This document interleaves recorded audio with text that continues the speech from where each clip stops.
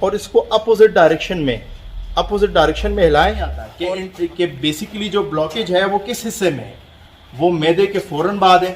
اس طرح موومنٹ دیں انگلیوں سے تو اس میں سے گڑ گڑ کی آواز آتی ہے، جس طرح بلبلے. السلام علیکم، امید کرتا ہوں سب بھائی ٹھیک ٹھاک ہوں گے. آج ایک بیماری کے حوالے سے بات کریں گے جس کو جیاسٹیسس یا عام لفظوں میں پیٹ کا پھول جانا، اپھارا، گیسٹرک پرابلم، اس بیماری کے حوالے سے بات کریں گے. یہ بیماری لگنے کے ریزنز کیا ہیں، علامات کیا ہیں اور علاج کیا ہے. تو سب سے پہلے شروع کرتے ہیں کہ اس بیماری کے ریزنز کیا ہیں. ریزنز میں سب سے بنیادی وجہ یہ ہوتی ہے سمپل لفظوں میں کہ آپ چارے کے استعمال انتہائی کم اور فیڈ یعنی کہ اجناس کے استعمال بہت زیادہ کرتے ہیں، یعنی کہ کروڈ فائبر کی کمی ہوتی ہے. بیسیکلی کروڈ فائبر کا رچ سورس جو ہے وہ چارہ جات ہی ہے، اور یہ ہربیورس اینیمل، ان کا جو ڈائجسٹو سسٹم ہے وہ ایسا ہی ڈیزائن ہوا ہے کہ اگر زیادہ رچ فائبر اس کو ملے گا تو صحت ان کی بہت ہی بہترین چلتی رہے گی. لیکن اگر فرض کریں ان کی اس کو پراپرلی کروڈ فائبر نہیں ملتا یا پراپر جو نیوٹریشن اس کو چاہیے ہوتی ہے اس کے مطابق خوراک نہیں ملتی تو گیسٹرک پرابلم ڈیولپ ہو سکتی ہے. اس کے علاوہ اور بھی ریزنز ہو سکتی ہیں، جیسے کہ اگر انڈر لائن کوئی ایسی بیماری ہو جو کہ شدید تکلیف دہ کنڈیشن ہو ریبٹ کے لیے، تو اس تکلیف دہ کنڈیشن میں بھی جیاسٹیسس یعنی کہ اپھارا ہو سکتا ہے، انٹسٹائنز پھول سکتے ہیں، گیسٹرک پرابلم بن سکتی ہے. اس کے علاوہ ہیئر بال، یعنی کہ اگر فرض کریں اس ریبٹ کو منرل ڈیفیشنسی ہو، تو اگر فرض کریں ساتھ میں کوئی اور ریبٹ ہوگا تو یہ ریبٹ اس سے بال نوچتا رہے گا اور کھاتا رہے گا. تو اس بال کے کھانے سے ظاہر ہے کہ الٹی تو کر نہیں سکتے، تو اکثر جو ہے وہ بلاکیج کی وجہ بن جاتی ہے، جو ہیئر بالز بن جاتے ہیں، اس کی وجہ سے بھی جیاسٹیسس جو ہے ڈیولپ ہو سکتا ہے. بڑی وجہ جو ہے وہ یہی ہے کہ اگر آپ چارے کا استعمال انتہائی کم یا نہیں کرتے اور فیڈ کا استعمال انتہائی زیادہ یا بہت زیادہ کرتے ہیں. تو بہرحال اس کے سمٹمز کی طرف آ جاتے ہیں کہ اس بیماری کو جانا کیسے جائے. یہ بہت سارے لوگ اس نام کو تو جان جاتے ہیں لیکن بیماری کو پھر بھی وہ سمجھ نہیں پاتے، چونکہ یہ بیماری ہے بھی، اس بیماری کو سائلنٹ کلر بھی بولتے ہیں، چونکہ اس کی جو سمٹمز ہیں وہ جلدی ظاہر نہیں ہوتے، اور جب تک ظاہر ہوتے ہیں تب تک جو ہے ریبٹ کی کنڈیشن اتنی زیادہ خراب ہو جاتی ہے کہ اس میں ریکوری کے چانسز انتہائی زیادہ کم ہو جاتے ہیں. تو بہرحال اس میں بنیادی طور سے ریبٹ کو سمجھنا ہو تو ریبٹ کھانا پینا کم کر دے گا یا سٹاپ کر دے گا. ریبٹ کی موومنٹ یعنی کہ جو حرکت ہے وہ بھی لمیٹڈ ہو جائے گی.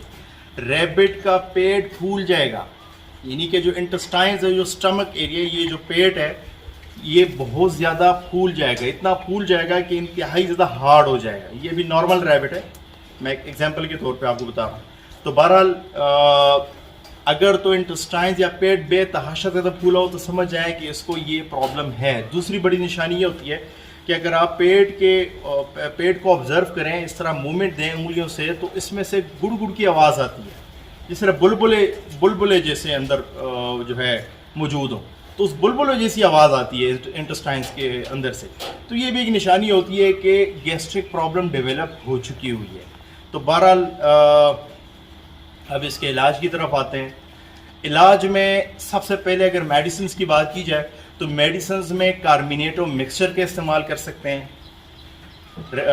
اس کے علاوہ سیمیتیکون نامی میڈیسن کے استعمال کر سکتے ہیں.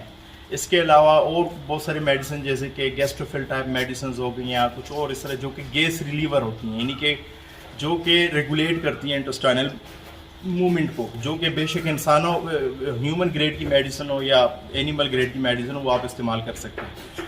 کاربینیٹو مکسچر اور سیمیتیکون یہ کافی زیادہ افیکٹو میڈیسنز ہیں. اچھا، اس میں سب سے جو بہتر رول پلے کرتا ہے اس کی ریکوری میں وہ دو چیزیں، میڈیسن کے علاوہ دو چیزیں ہوتی ہیں. نمبر 1 چیز اس کی ہلکی پھلکی مساج، یعنی کہ پیٹ کے حصے کی مساج. نمبر 2 کہ اس کو آپ کھلا چھوڑ دیں، مکمل طور سے اس کو کھلا چھوڑ دیں کہ جتنا زیادہ یہ بھاگے گا دوڑے گا اتنی زیادہ اس کی جو ہے ایکسرسائز ہوگی، اتنی زیادہ تیزی سے اس کی ریکوری ہوگی. اب مساج کیسے کیا جائے یہ انتہائی امپورٹنٹ ہے. مساج کے لیے آپ نے یہ کرنا ہے، مساج کے لیے آپ نے یہ کرنا ہے کہ پیٹ کے ایک طرف ہاتھ رکھیں، دوسری طرف ہاتھ رکھیں اور اس کو اپوزٹ ڈائریکشن میں اپوزٹ ڈائریکشن میں ہلائیں اور ہاتھوں کی موومنٹ کو اینل سائڈ میں لے کے جائیں، یعنی کہ یہاں سے شروع کیا، ایک منٹ، یہاں سے شروع کیا مساج اور آہستہ آہستہ آہستہ سے اینل سائڈ میں، یعنی پیچھے کے سائڈ میں جو ہے موومنٹ کو لے کے آئیں۔ اس سے جو ہے انٹسٹائنز میں حرکت پیدا ہوتی ہے، یعنی کہ حرکت پیدا کرنی ہے ہم نے کہ پریشر بن سکے، پیچھے اینل سائڈ پہ پریشر بن سکے۔ یہ ہمیں معلوم نہیں ہوتا چونکہ پیٹ کے اندر ہمیں نظر نہیں آتا کہ بیسیکلی جو بلاکیج ہے وہ کس حصے میں ہے، وہ معدے کے فوراً بعد ہے، وہ لارج انٹسٹائنز میں ہے یا اسمال انٹسٹائنز میں۔ اگر تو اینل کے قریب ہو تو اس کی ٹریٹمنٹ میں ایک دوسری چیز استعمال ہوتی ہے جس کو انیما بولتے ہیں، انیما بھی کر سکتے ہیں۔ پھر آپ کو پریکٹس ہونی چاہیے ریبٹ کو اٹھا کے اس کے اینل سائڈ سے وہ ٹیوب کے ذریعے وہ جو بھی محلول ہوتا ہے وہ آپ نے پریشر سے جو ہے اندر ڈال دینا ہوتا ہے اور پھر انتظار کرنا ہوتا ہے، اور یہ جو بھی چیزیں جو ہے وہ سٹک ہوئی ہوتی ہیں، ان کے جو منگنیاں ہارڈ ہو جاتی ہیں، سخت ہو جاتی ہیں اینل سائڈ میں، وہ نکلنا شروع ہو جاتی ہیں۔ تو بہرحال یہ بیماری زیادہ نہیں آتی فارم پہ، لیکن جب بھی آتی ہے بہت شدید طریقے سے آتی ہے، اور شدید طریقے سے آنے کی جس طرح پہلے ڈسکس کیا 2-3 وجہ ہیں، جیسے کہ فیڈ کو لے کے، یا کوئی جڑی بوٹیوں میں کوئی ایسی جڑی بوٹی ہو جس سے گیس بن سکے، یہ بھی ممکن ہے۔ بعض ایک جڑی بوٹیاں ہو سکتی ہیں ایسی، جیسے کہ حیدرآباد میں ایک جڑی بوٹی میرے خیال سے سنجی نام تھا اس کا، تو اس کے ساتھ بھی جو ہے ہمارے ریبٹ میں جو ہے یہ پرابلم جو ہے ہم نے فیس کی تھی۔ زیادہ تر یہ مسائل آتے ہیں جبکہ فیڈ میں کروڈ فائبر کی کمی ہوگی، جب بھی کروڈ فائبر کی کمی ہوگی فیڈ میں یہ مسائل بہت زیادہ ڈیولپ ہوں گے۔ تو امید کرتے ہیں اس بیماری کے حوالے سے آپ کو کافی کچھ آئیڈیا ہو چکا ہوگا۔ ملتے ہیں انشاءاللہ پھر کسی نئی ویڈیو کے ساتھ، مجھے عادل خان کو اجازت دیجیے گا، اللہ حافظ۔